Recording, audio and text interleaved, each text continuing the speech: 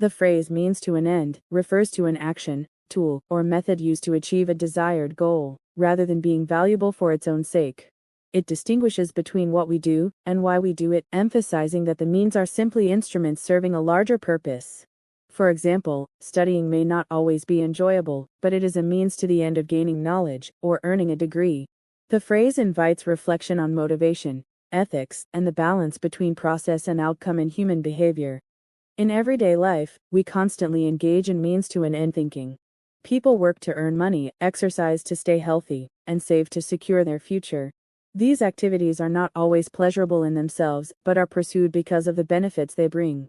This perspective is practical and goal-oriented, recognizing that many worthwhile achievements require effort and sacrifice. However, it also raises important moral questions about how far one should go in using certain means to reach an end. Philosophically, the phrase has deep roots, especially in ethics. Thinkers like Immanuel Kant argued that people should never be treated merely as means to an end, but always as ends in themselves, deserving respect and dignity. This idea warns against exploiting others for personal gain. It highlights the moral dimension of the phrase some means are unacceptable, even if they lead to desirable outcomes. The end does not always justify the means, especially when those means violate ethical or human principles.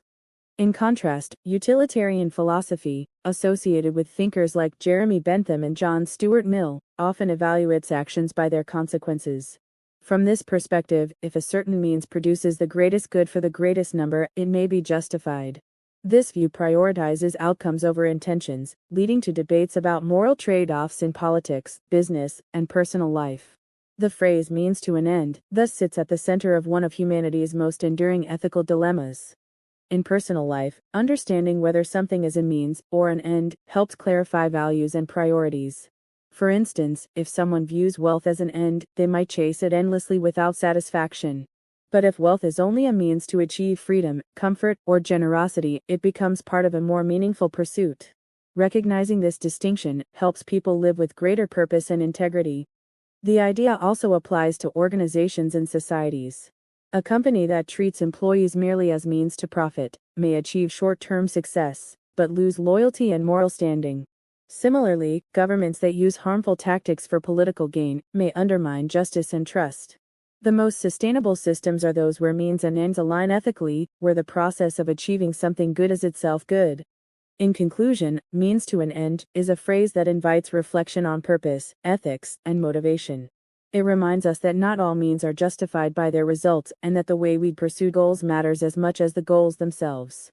While practicality often demands compromise, wisdom lies in choosing means that uphold integrity and respect. True success, both personal and collective, is found when the journey toward an end reflects the same values we hope to realize at its destination.